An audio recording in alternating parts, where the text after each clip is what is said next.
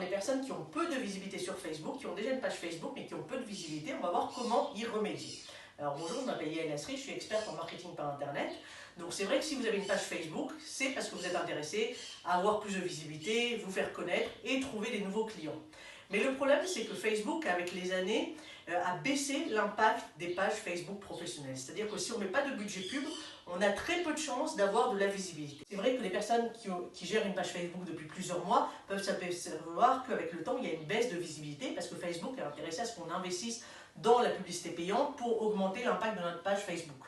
Mais on peut quand même, avec certaines méthodes, augmenter notre visibilité sans avoir à payer Facebook, ou au moins il faut essayer de comprendre comment cet algorithme, cette formule mathématique marche et pourquoi est-ce qu'on a si peu de visibilité. On va essayer de voir dans cette vidéo comment augmenter notre visibilité.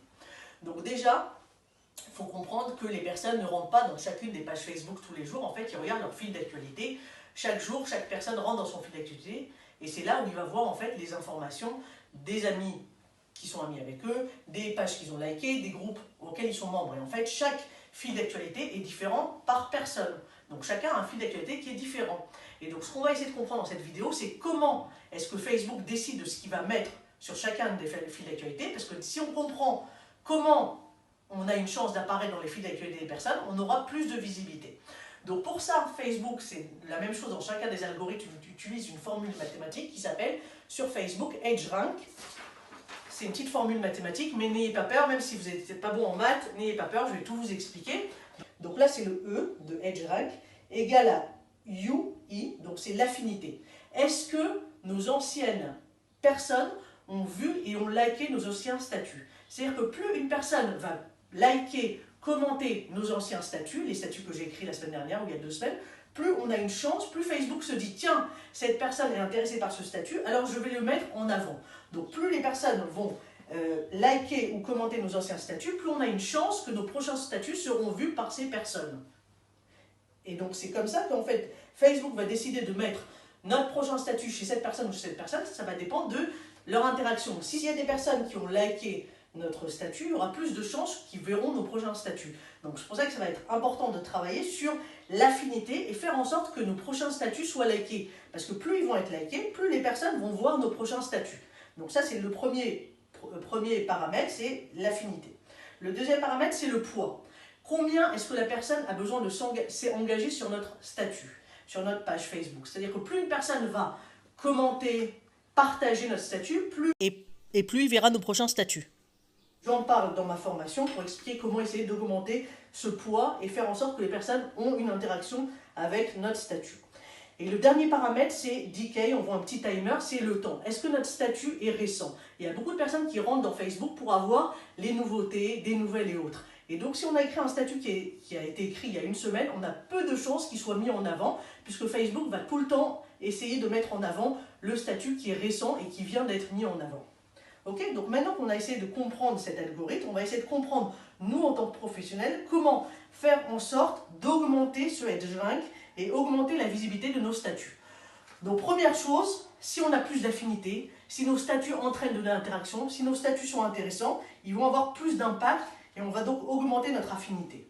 Si nos statuts ont plus de commentaires, sont plus intéressants, sont plus partagés, donc ça va entraîner qu'il y ait plus de poids. Et si on publie encore plus, et si nos statuts sont récents, donc on va publier de manière plus régulière, donc on va entraîner le fait que cette partie de l'algorithme va augmenter. Donc en travaillant sur ces 3 paramètres, l'affinité, le poids et le temps, on a beaucoup plus de chances que nos statuts soient vus. Maintenant, il y a d'autres aussi paramètres qui peuvent nous aider à augmenter notre EdgeRank, notre interaction. C'est plus on va avoir de likes, plus on va avoir de fans sur notre page, plus, même si on n'a que le EdgeRank en général, on dit qu'il y a 15% seulement des personnes qui vont nous voir, mais plus ce 15% du nombre de nos fans augmente, plus on a de fans, plus ces 15% vont augmenter. Enfin, ça va être tout le temps ces 15%, mais si on a organique, sans activité, si on a 1000 personnes, on aura 150 personnes qui vont nous voir. Donc on va devoir aussi travailler sur augmenter nos nombres de personnes qui ont liké notre page. Aussi, bien sûr, si on va faire de la publicité payante, ça va nous aider à augmenter l'impact et avoir plus de visibilité. Il y a aussi l'utilisation des groupes, des pages professionnelles, des groupes et de notre profil personnel et aussi des lives qui peuvent nous aider. Mais ça fera l'objet d'une autre vidéo où où j'en parle aussi dans ma formation. Donc ça, c'est en ayant compris l'algorithme, déjà on comprend que pas tout le monde voit notre statut. Il y a beaucoup de clients qui me disent, mais tiens, j'ai 1000 likes, mais il y a beaucoup de personnes qui me disent qu'ils n'ont pas vu mon statut, comment ça se peut? Parce qu'en fait, il y a peu de personnes qui voient notre statut de manière organique si on n'entraîne pas des actions pour être vu. Donc ça, c'est le premier point. Et deuxième point, après avoir compris cet algorithme, on peut comprendre comment est-ce qu'on peut essayer de contourner Facebook pour augmenter notre interaction. Donc voilà, j'espère que cette vidéo vous a aidé. Dans les prochaines vidéos, nous verrons encore d'autres outils ou d'autres moyens d'augmenter l'interaction sans avoir à investir dans le budget pub. Mais bien sûr, on fera aussi des vidéos sur la publicité payante parce que je pense qu'en tant que professionnel, il faut savoir investir dans cette société et investir pour augmenter notre visibilité. Mais pour investir dans notre visibilité, il faut déjà avoir mis des moyens de manière organique, gratuits, et vu que nos statuts ont été vus. Et quand on a trouvé des statuts qui marchent de manière organique, alors on peut mettre un budget pub, mais ça va être en deuxième étape, pas en première étape. En première étape, il faut déjà utiliser toutes les méthodes de manière organique, de manière gratuite, pour avoir de la visibilité sur Facebook. Voilà, si vous avez des questions, n'hésitez pas.